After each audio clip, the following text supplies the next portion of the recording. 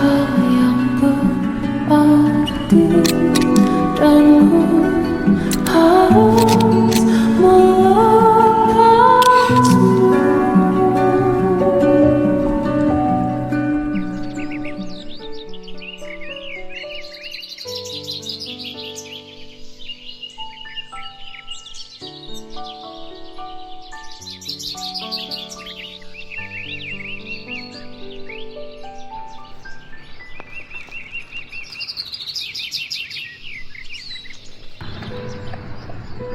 Alangkah lepasnya waktu berjalan.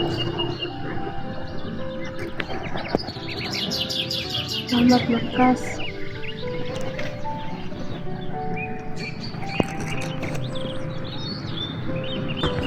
Makam ini sangat ramai, seperti ada sesuatu di dalamnya. Iya, suasananya begitu sunyi. Semuanya beristirahat dengan tenang. Ayo kita pulang.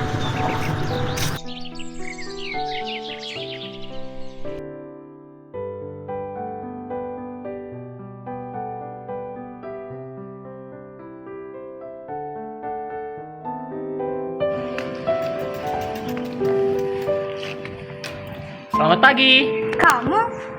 Pagi-pagi sekali tak kusangka kita ketemu. Saya hendak ke sekolah. Setiap hari saya melewati jalan ini. Alangkah lekasnya kau pergi ke sekolah. Apa pula yang hendak saya lakukan di rumah? Semua sudah selesai. Menyenangkan bergurau dengan teman-teman di kelas. Sekarang pun tidak tepat mengatakan pagi benar. Ini hampir pukul 7. Mari.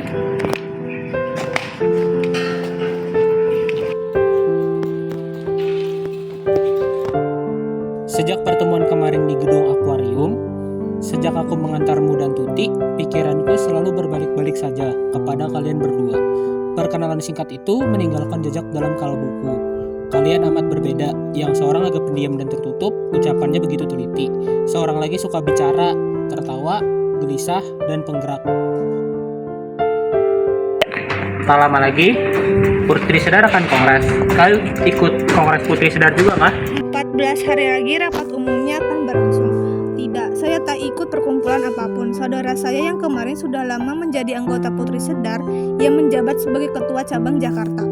Hari Minggu nanti ia akan bicara kabarnya tentang sikap perempuan baru. Mengapa kau tidak ikut? Perkumpulan Keputrian Pemuda Baru sangat bagus. Kau lekaslah masuk ke dalam perkumpulan itu. Pemuda tidak baik berdiam diri menjadi penonton saja.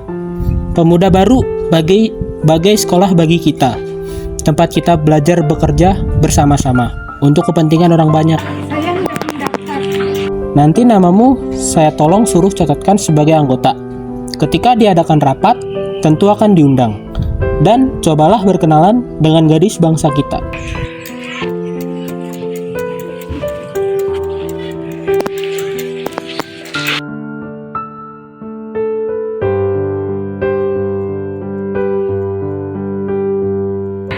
Hari lagi saya ujian akhir. Saya ingin menjadi seorang guru. Baik benar pekerjaan mendidik anak-anak. Saya ucapkan selamat telah memilih pekerjaan itu. Libur saya mulai pertengahan Mei. Saya akan pergi mengunjungi kedua orang tua saya di Martapura. Sumatera Selatan. Tampaku Tuhan orang Jakarta. Ternyata orang Sumatera. Orang Jakarta ataupun orang Sumatera, semuanya sama-sama bangsa kita. Saya sudah sampai di sekolah. Terima kasih sudah mengantar. Hati-hati di jalan.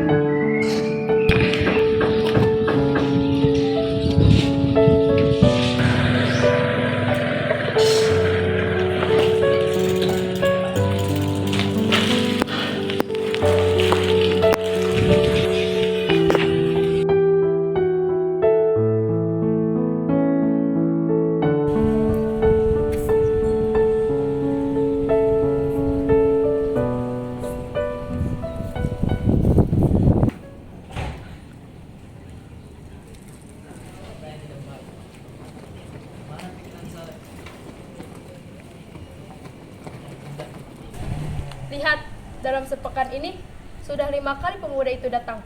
Tak cukuplah mereka berangkat sekolah bersama-sama.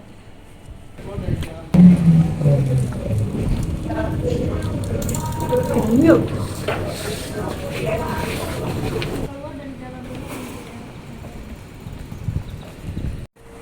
Anak-anak zaman sekarang sulit dimengerti. Yang menurut kata orang tua baik, katanya tidak baik. Gimana pikiran Saleh? Hendak keluar kantor, yang katanya ingin bekerja sesuai dengan keinginan hatinya. Saya kenal Saleh, Paman. Dia orang yang gembira dan pikirannya tajam. Sudah enak kerjanya, yang jabatannya, hendak keluar. Kalau sudah tidak punya pekerjaan, kalau sengsara hidupnya, baru akan mengerti arti pekerjaannya sekarang. Bukan hendak sengaja mereka bertentangan dengan orang tuanya. Yang bertentangan itu pendapat masing-masing tentang bahagia dan tentang arti hidup. Paman berkata bahagia adalah pekerjaan yang mudah. Namun, Saleh memiliki kriteria tersendiri, itu untuk bahagia yang dia inginkan. Bahagia yang kalian sebut itu bohong, omong kosong. Janganlah kau marah begitu. Paman hanya tidak mengerti perasaan dan perjuangan dalam hati Saleh. Menurut kebiasaannya, orang yang tidak menurut orang tua itu akhirnya akan tertulis. Kita jangan berharap seburuk itu, Paman. Mari dimakan kuenya. Kita lihat saja bagaimana Saleh tahan dengan kehidupan di desa, berteman dengan ayam, dengan sapi. Paman pamit, sampaikan salam kepada ayam.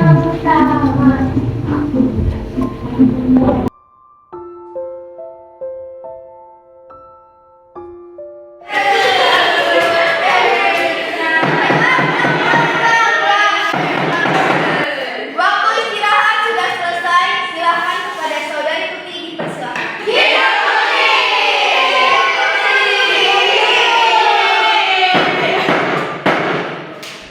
Assalamualaikum warahmatullahi wabarakatuh. Salam sejahtera bagi kita semua. Salam Om Swastiastu, Namo Buddhaya, dan salam kebajikan. Selamat siang, saudara-saudara kaum perempuan dan rapat yang terhormat. Berbicara tentang perempuan baru berarti membicarakan cita-cita tentang bagaimana seharusnya kedudukan perempuan dalam masyarakat masa depan. Jangan dikira pembicaraan ini hanyalah angan-angan, sebab setiap usaha yang berhasil harus berawal dari cita-cita yang jelas. Maka memahami perempuan baru berarti pula menentukan arah pendidikan bagi anak-anak perempuan kita hari ini. Untuk itu, marilah kita menengok keadaan masa silam.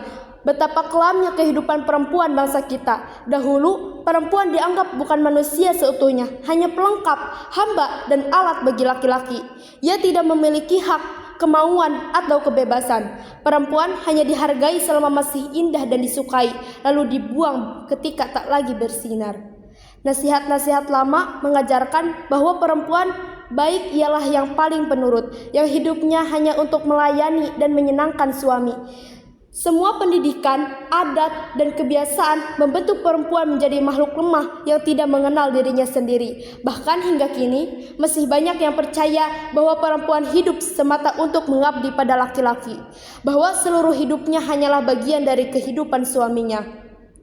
Padahal dengan pandangan demikian, perempuan dijauhkan dari dunia luar dan kesempatan berkembang. Mereka dibatasi, dikurung, dan dijauhkan dari pendidikan yang sebenarnya. Orang tua hanya mengajarkan hal-hal rumah tangga karena dianggap perempuan akhirnya akan masuk dapur juga.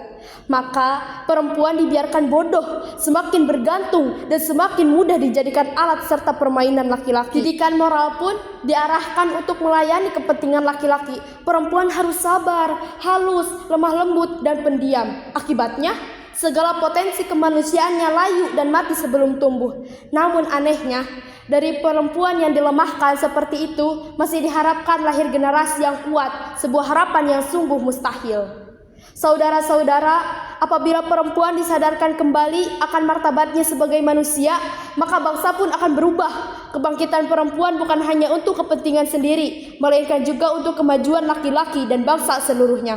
Tetapi perjuangan itu harus dimulai oleh perempuan sendiri. Jangan menunggu belas kasihan laki-laki, sebab jika mereka merasa dirugikan, maka perempuan harus berjuang dengan kekuatan sendiri untuk memperoleh haknya sebagai manusia sejati. Perempuan yang dicita-citakan oleh Putri Sedar bukanlah hamba atau sahaya, melainkan manusia yang sejajar dengan laki-laki. Ia berani hidup menurut kata hatinya, tidak meminta kasihan, tidak tunduk pada ketidakadilan, dan bahkan tidak akan menikah bila perkawinan itu berarti kehilangan kebebasan dan kemanusiaannya. Ya, pendeknya 100% manusia bebas dalam segala hal. Sekian dari saya, kurang lebihnya mohon maaf. Wassalamualaikum warahmatullahi wabarakatuh.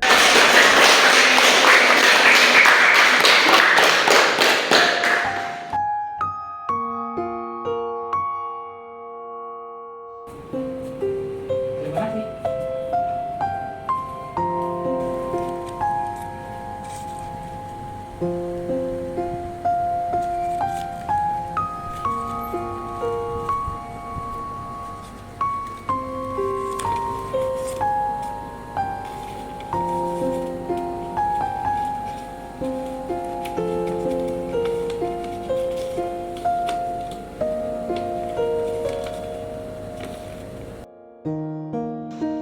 Sekarang ia sudah berangkat pula. Selalu saja rapat dan kongres.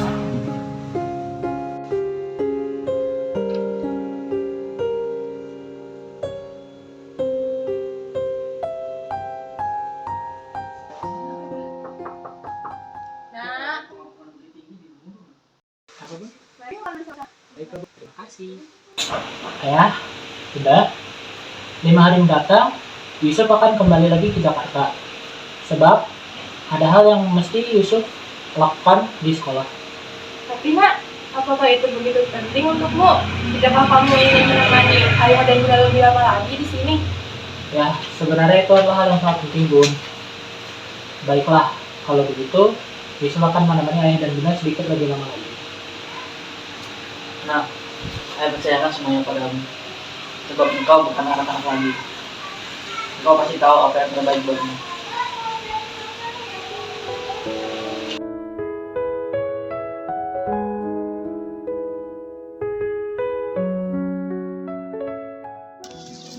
Pada, Ya, bolehkah saya bertanya, apakah di sini tempat tinggalnya Maria? ya benar. Tunggulah sebentar.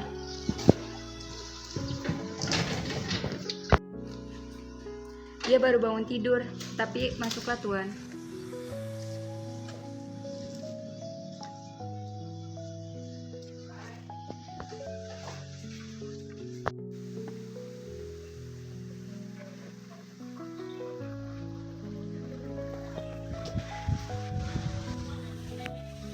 Yusuf, dari manakah datangmu sekonyong-konyong ini? Bagaimana bisa kamu kemari?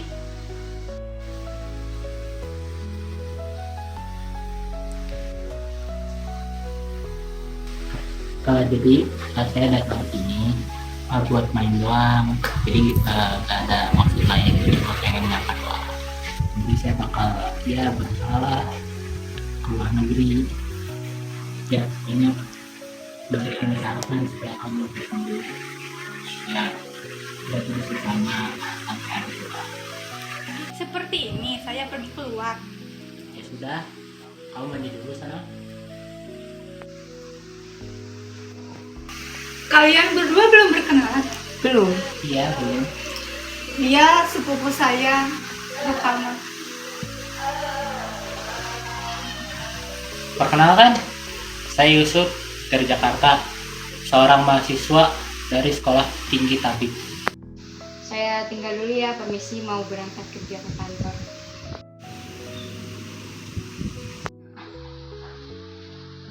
Setinggi hari gini belum mandi, udah berani keluar lagi. Temanilah Yusuf, saya mau pergi mandi dulu. Dirupah tadi. Baik, terima kasih. Saya benci benar kepada perempuan yang bangun tinggi hari. Dalam libur, apa salahnya? Apa salahnya? Salah atau benar? Pasti orang-orang mengatakan bahwa bangun pagi dan menyelesaikan itu lebih baik. Tentu. Tapi, sekali-sekali, apa salahnya jika kita melanggar kebiasaan itu? Saya juga sebenarnya tidak menyerah karena sekali-kali bangun tinggi. Tetapi yang sebenarnya membesarkan saya melihat orang bangun tinggi hari itu ialah orang karena hal itu menunjukkan sesuatu yang tidak baik. Bangsa kita yang bersahaja di desa-desa yang tidak pernah masuk sekolah boleh dikatakan tidak pernah bangun tinggi hari, apalagi perawan-perawannya. Bangun tinggi hari itu kelihatan kepada saya bahwa sebagai suatu penyakit kaum yang sudah sekolah. Jadi, kaum yang sudah insaf namanya. Daripada didikan dan pergaulan dengan barat itu, diambilnya saja yang enaknya. Bangun tinggi hari, sore tidur lagi, senja-senja minum teh di hadapan rumah, dan melancong-lancong mengambil udara. Mereka yang demikian menyebut dirinya modern, tetapi semangat modern yang sebenarnya. Mereka sedikit jua pun. Sifat teliti, kekerasan hati, ketajaman otak, kegembiraan, bekerja yang sangat mengagumkan kita pada orang barat. Sekaliannya, itu tiada sedikit jua pun diambilnya. Kelebihan orang barat bagi mereka serupa itu ialah keindahan pakaian, kerapihan, dan mahalnya perabotan rumah, bibir dan kuku yang bercat, dan sepanjang hari berkeliaran naik auto. Kalau itu maksudmu, saya setuju. Tetapi, tentulah contoh bangun tinggi hari itu terlampau tiada berarti. Di bagian yang besar-besar, saya pun merasa seperti yang kamu ucapkan itu. Orang lebih mudah meniru dan meneladani yang mudah dan senang daripada yang sukar dan meminta tenaga. Lebih mudah mempunyai auto dan radio di rumah daripada membanting tulang, mempelajari sesuatu pasal dengan teliti, atau mengerjakan sesuatu pekerjaan yang besar, seperti dilangsungkan orang barat. Kaum terpelajar kita sama sekolahnya, sama gelarnya, sama rupa rumah dan merek autonya dengan kaum terpelajar barat. Ilmu kesungguh-sungguhannya mengejar cita-cita. Kalau orang mengatakan kaum terpelajar bangsa kita tidak produktif, kurang banyak menghasilkan, sesungguhnya itu semua mengandung kebenaran. Sama sekali tentu tidak. Tetapi kewajiban kita ialah menambah-nambah sebanyak-banyaknya mereka yang sadar itu. Kita harus menyadarkan mereka akan perbedaan antara isi yang sebaria dengan kulit. Untuk itu, kita harus menggambarkan dengan nyata-nyata di mana perbedaan isi dengan kulit, di mana perbedaan hakikat dengan rupa semata-mata. Kita harus berjuang melawan sifat pemudah yang terdapat pada bangsa kita, di mana kita melihat orang memuji kulit, orang memuji rupa, dan melupakan isi dan hakikat. Di situ kita harus memukul cambukan kita. Dalam Putri Sedar, mereka yang serupa itu tidak saya kasihani. Biarlah mereka keluar daripada membanyak-banyakan anggota yang tak ada gunanya. Biarlah mereka berkumpul dalam perkumpulan tenis, perkumpulan untuk pertemuan makan-makan dan piknik-piknik. Oh ya, contohnya yang menyolok mata, bagaimana mereka serupa itu menganggap arti perkataan modern. Cobalah kamu berjalan-jalan pagi-pagi di lapangan tenis dan bagian-bagian yang banyak didiami oleh kaum bangsa yang terpelajar bangsa kita. Kaum akan melihat bagaimana ibu-ibu yang modern itu asyik mengejar bola di atas taris, di rumah, babu, menjaga anak, dan memasak nasi. Ya, saya setuju dengan kamu bahwa kita harus memisahkan kebaratan yang menjelma dalam kebiasaan nonton bioskop, bermain tenis, kegiatan akan pakaian dan perabot rumah yang indah-indah. Dengan semangat barat yang pokok-pokok bangsa barat membangunkan kerajaan yang membelit dunia, yang menyebabkan barat dapat menguasai alam, terbang di udara dan menyelam di laut. Tetapi dalam pada itu kita harus sadar bahwa kedua-duanya itu pada hakikatnya aliran dari jiwa yang satu, jiwa manusia, bukan semata-mata terjadi dari orang yang tajam, yang tiada lain kerjanya daripada menimbang yang baik dan buruk. Manusia tidak dapat hidup semata-mata daripada yang baik menurut ukuran faedah dan gunanya. Ah, Yusuf, bagaimana lega kamu ini?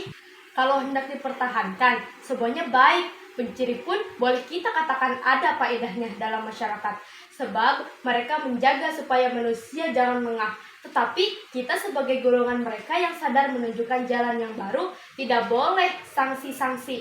Kita harus menyatakan sesuatu senyata-nyatanya. Sesuatu yang baik hanya mungkin baik. Sesuatu yang jelek hanya mungkin jelek. Kalau kita sanksi sendiri akan apa yang kita ucapkan. Bagaimanakah kita akan menunjukkan jalan kepada orang banyak? Ah, lekas bener kamu berdandan kali ini. Ah, biasa aja. Saya mau hendak ke dalam dulu, mau menyelesaikan pekerjaan yang bertumpuk-tumpuk itu. Belum lagi menulis laporan kongres yang mau terbit 15 hari lagi. Baiklah.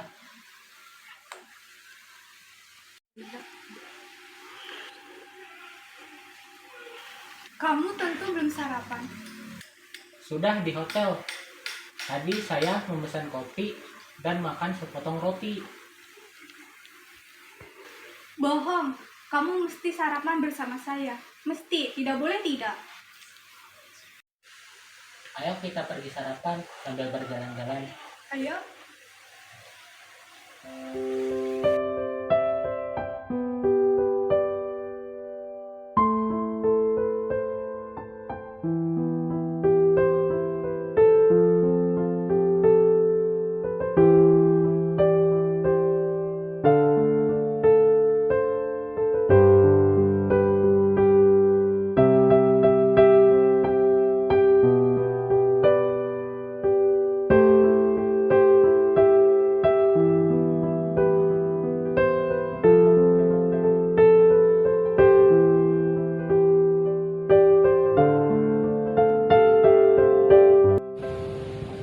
Mengapa kamu diam saja, Maria?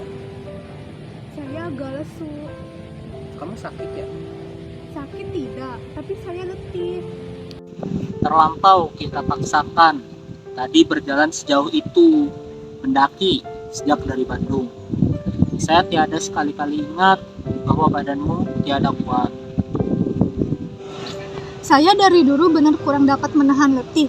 Kalau saya sudah berlari cepat-cepat, misalnya waktu main bola keranjang di sekolah, kadang berbintang-bintang pemandangan saya dan sesak napas saya. Ya, perawakan badanmu benar, bukan perawakan orang yang kuat. Saya salah, tadi tidak ingat akan itu.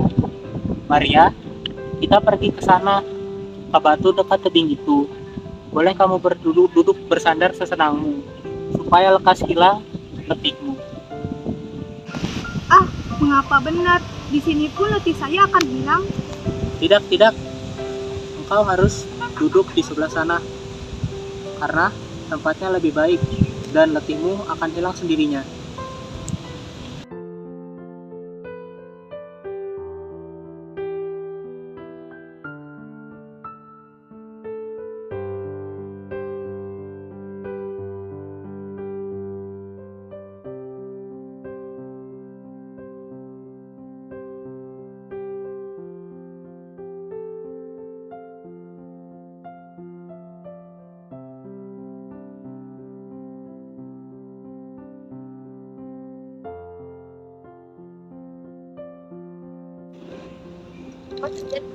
Ya, makanlah itu. Badanmu akan dikuat-kuatkan kembali.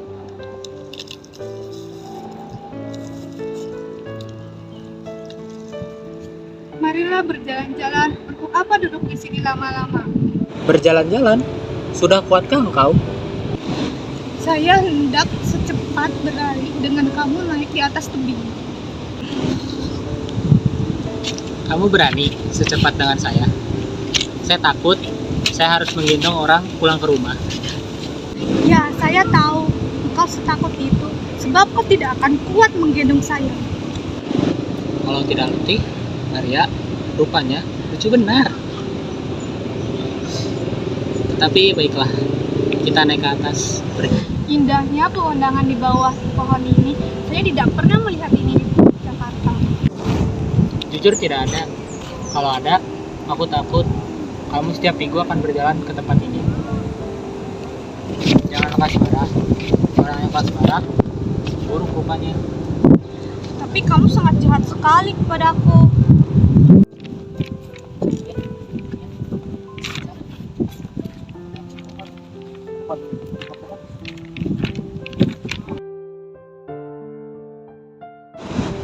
Kenapa kamu diam saja, Maria? Hei, kembang setahun tumbuh di sini. Alangkah indahnya.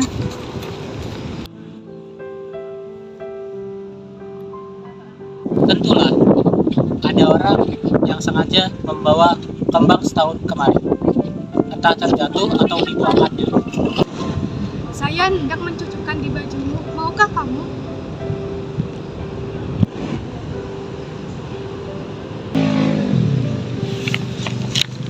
Tetapi, kedua tangan ini, saya hendak menyimpannya juga.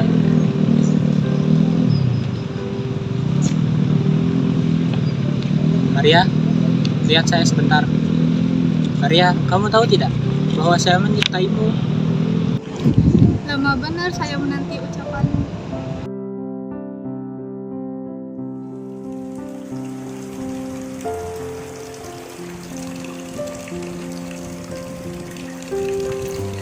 Hujan semakin lebat. Kamu di mana, Yusuf? Sudahlah Maria, hujan-hujan seperti ini mana ada yang mau datang, apalagi hanya ingin bertemu denganmu dan menuntaskan rindu. Lebih baik kamu tidur dan menuntaskan buku bacaan yang ada di tanganmu.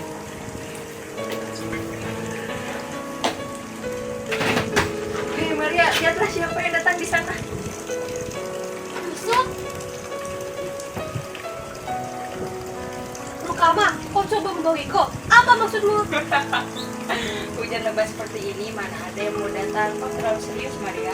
Tapi bercandamu tidak lucu. Tapi bagiku lucu Maria. Sudahlah Maria, lagi pula Yusuf mana peduli denganmu.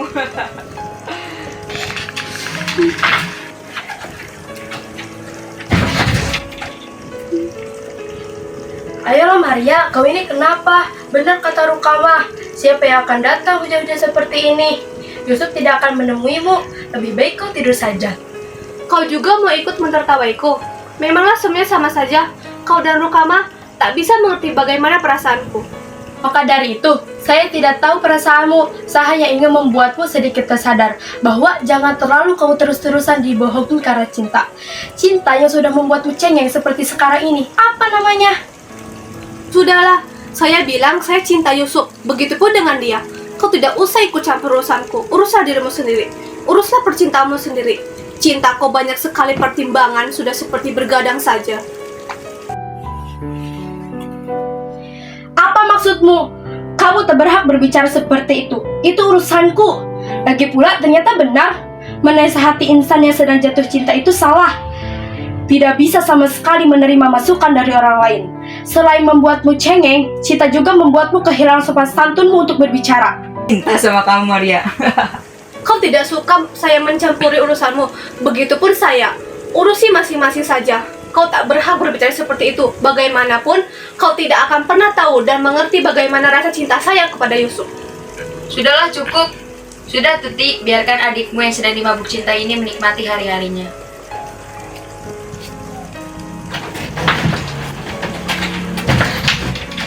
Apa yang terjadi dengan diri saya ini? Mengapa selalu gelisah seperti ini? Setelah kejadian itu, saya belum sama sekali berbicara dengan Maria. Maria bukan lagi Maria yang dulu. Ia sudah menjadi bayang-bayang Yusuf. Bagaimana mungkin cinta bisa membuatnya menyebalkan seperti itu?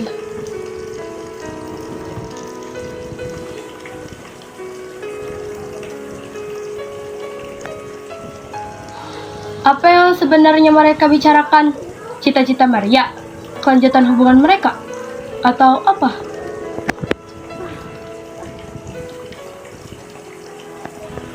Apa yang sebenarnya saya rasakan iri terhadap Maria? Ah, tidak. Tidak mungkin.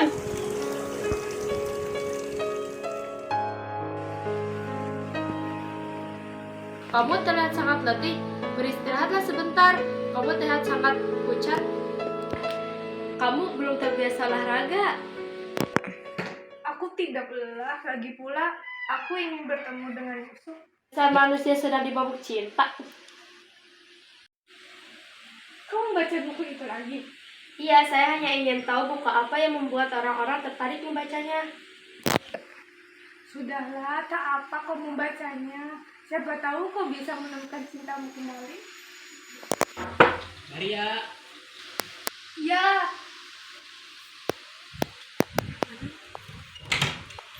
Mana saja, saya menunggumu dari tadi. seperti itu. Saya harus mengurus rapat terlebih dahulu. Jadi, saya terlambat untuk menemuimu. mari masuk.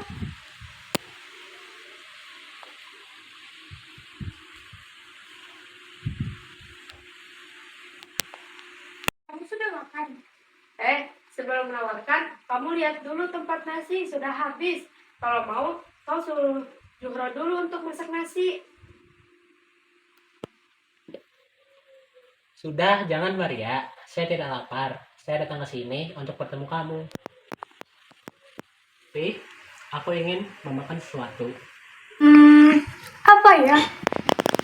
Membeli mie dan memakannya bersamamu sepertinya enak. Kamu sudah saya bilang kamu itu lapar. Tidak begitu lapar. Makanya saya menolak tawaranmu. Saya hanya ingin memakan mie bersamamu. Gang Haber sepertinya ada mie. Mau ke sana? Ya, ayo makan mie bersama-sama.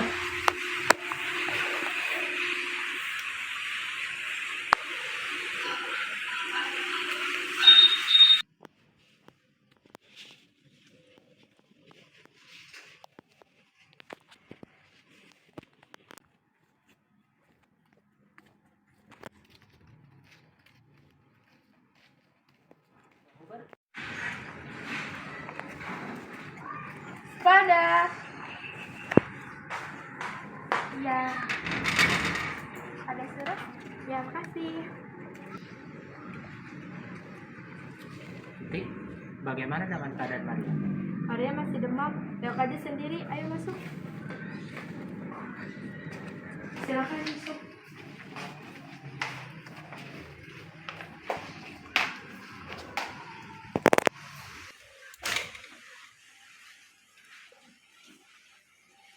Maria ada di kamarnya. Silahkan temani Maria, saya tinggal dulu ya.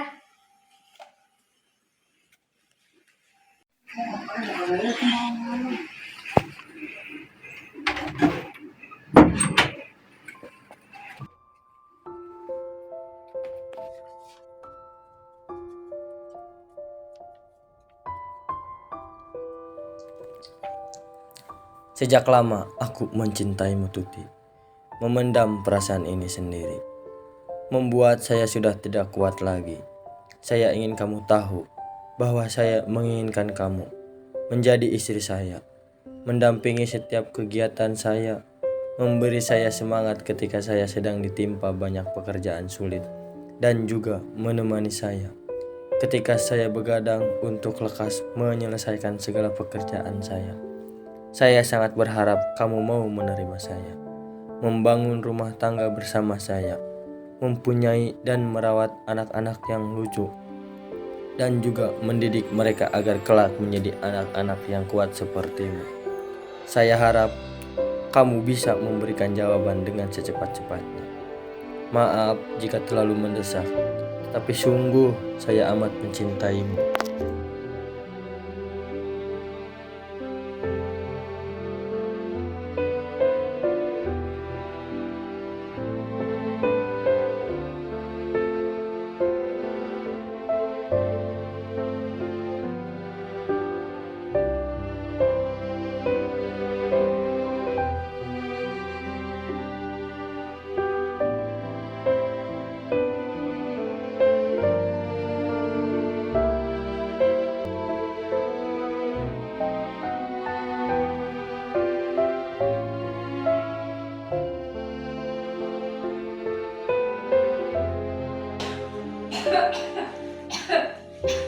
Ada apa, Yusuf?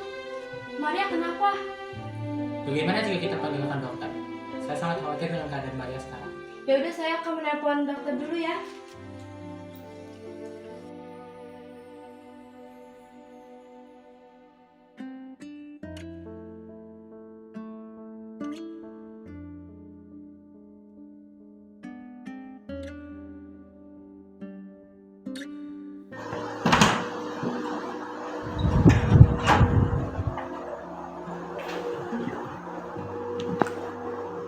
Sepi sekali rumah ini. Tidak ada ayah dan Maria.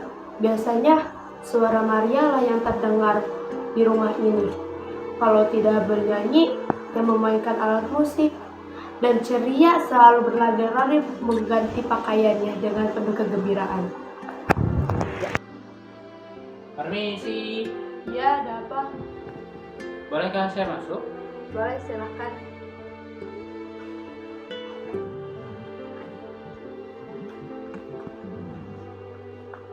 Ada apa datang ke sini, Yusuf? Saya hanya ingin mengetahui bagaimana keadaan Maria di Pacet. Keadaan Maria sama seperti beberapa hari yang lalu ketika masuk ke rumah sakit. Lalu, bagaimana dengan keadaanmu, Tuti? Apakah engkau baik-baik saja? Saya pun juga merindukan Maria. Semoga setelah Maria dipindahkan ke Pacet, Maria akan sembuh dari penyakitnya dan bisa kembali ke rumah dan kumpul bersama.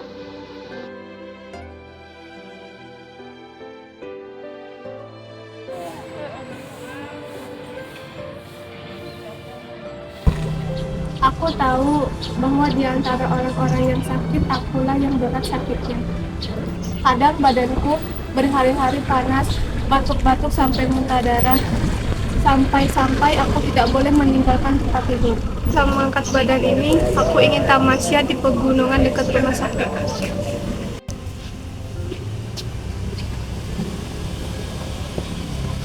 Maria lebih ceria saat berjalan-jalan mengalir dan melihat pemandangan yang ada di sekitar rumah sakit ini, Dok. Segera kembali ke tempat tidurnya. Tidak sekali dua kali pun setelah itu dia panas kembali dan batuk-batuk pula. Maria jadinya terkuras energinya banyak. Dok, jika keadaan Maria kembali kambuh, Maria tidak boleh banyak meninggalkan tempat tidurnya karena itu bisa membahayakan kondisi kesehatan Maria.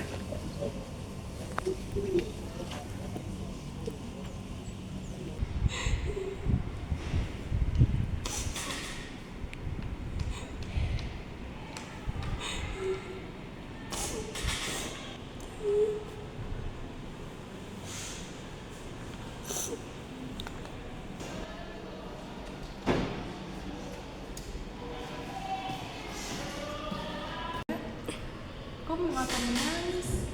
Mengapa? Jangan kau turutkan hatimu. Kau harus girang, selalu girang, supaya lekas sembuh. Mari kita bermain dan berdua. Kau disuruh tinggal karena takut kau akan panas lagi. Besok, kau pasti akan boleh berjalan. Surat untuk dia. Untuk dia, mengapa kau menangis? Kau harus senang. 2 minggu lagi kan libur Desember. Tentu dia akan datang. Benar atau tidak? Benar.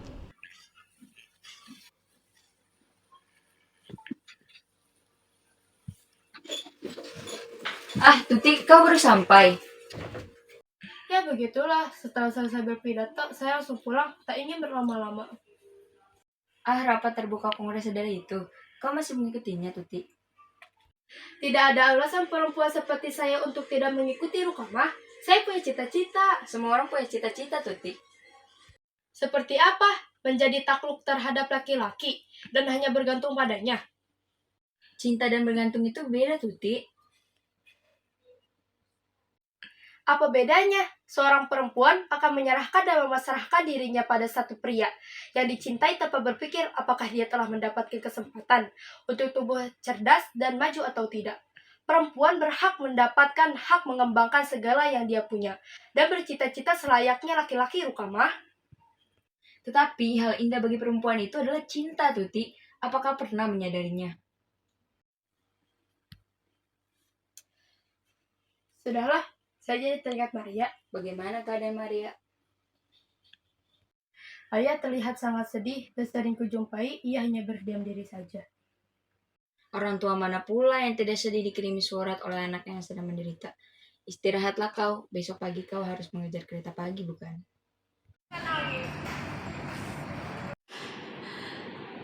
Akankah saya mati? Apakah saya akan meninggalkan segalanya? Tolong saya, Yusuf. Apakah seperti ini? Oh Yusuf, kamu di mana?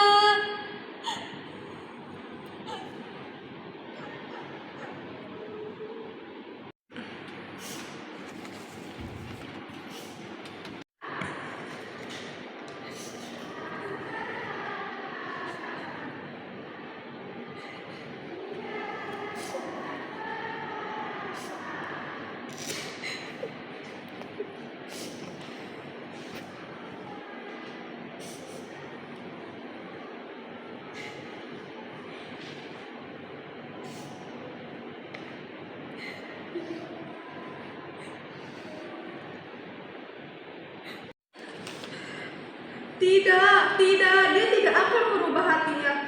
3 bulan lagi dia akan menjadi dokter. 3 bulan lagi, apa saya sanggup nanti selama itu? Suster, apakah saya akan sembuh? Ada apa Maria? Mengapa kau berbicara seperti itu? Jangan khawatir, kau pasti akan sembuh. Kalau saya sembuh, mengapa saya diasingkan? Apakah karena penyakit saya? Kau dipindahkan ke sini agar lebih tenang lagi. Jadi tidak ada orang yang dapat mengganggumu.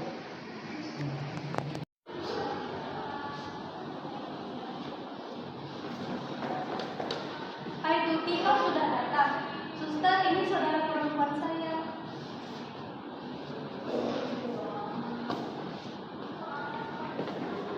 Bagaimana kau bisa datang ke sini? Apakah acaramu sudah selesai?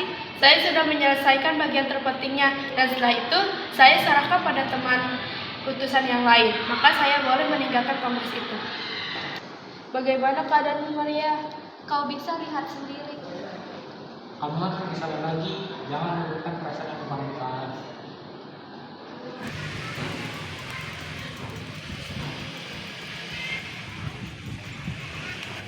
Dari sangka, Maria ditempatkan di tempat dan lingkungan seperti ini.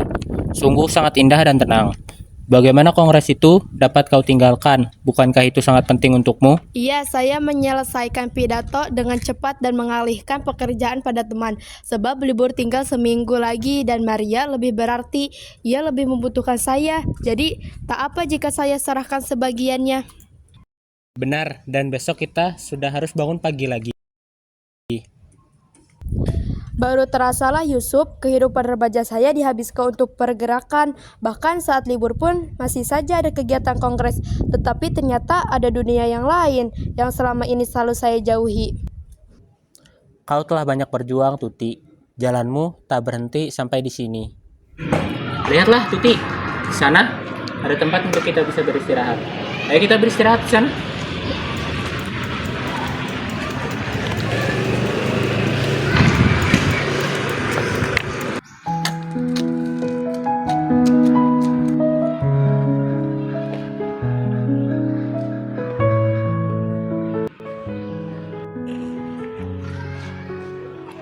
Yusuf, apakah masih ada harapan untuk Maria sembuh? Dia terlihat sangat mengkhawatirkan. Hal itu yang saya takutkan. Entahlah, saya pun sebenarnya sangat khawatir. Saya selalu berdoa dan berharap yang terbaik untuk kesembuhan Maria. Sama sepertimu, saya juga menginginkan agar Maria lekas sembuh dari sakitnya.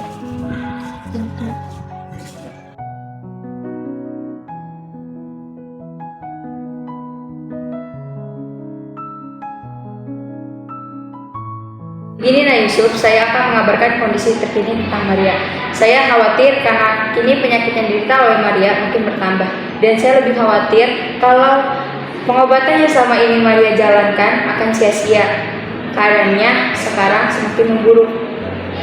Lantas, apa yang harus dilakukan agar keadaan Maria bisa berangsur-angsur pulih dong? Saya akan memberikan yang terbaik untuk semua Maria. Mari.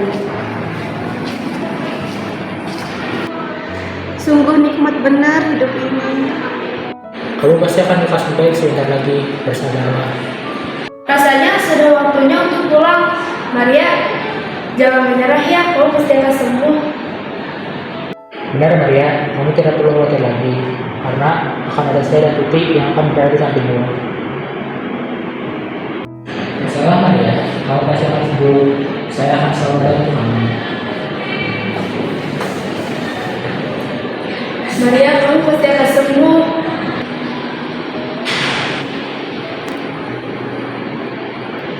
Badan saya sudah tidak kuat lagi. Entah mengapa penyebabnya, saya pun kurang tahu. Tak lama lagi saya hidup di dunia ini. Alangkah bahagianya mungkin saya di akhirat nanti kalau saya tahu kakakku hidup rukun berdua dengan kekasihnya seperti yang saya lihat ini. Inilah permintaan saya yang terakhir. Saya tidak akan pernah rela jika kakak saya nantinya masing-masing mencari peruntungan pada orang lain.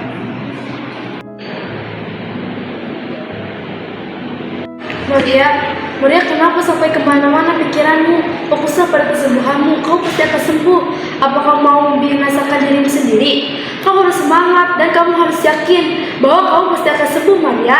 Kamu harus yakin akan hal itu. Maria, tolong panggilkan suster. Suster. Maria, kamu kenapa, Maria? Suster, cepet.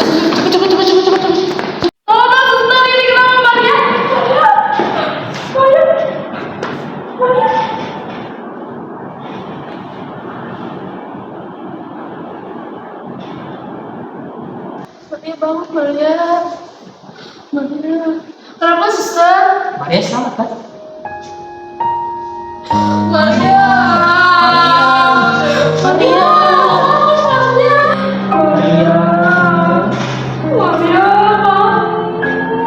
Jangan tinggalkan aku, Maria.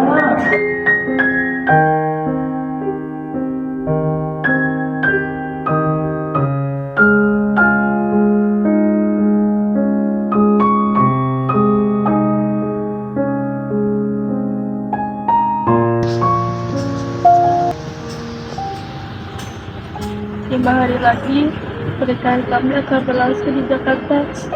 Sebelum itu, kami ingin menemuimu, Maria.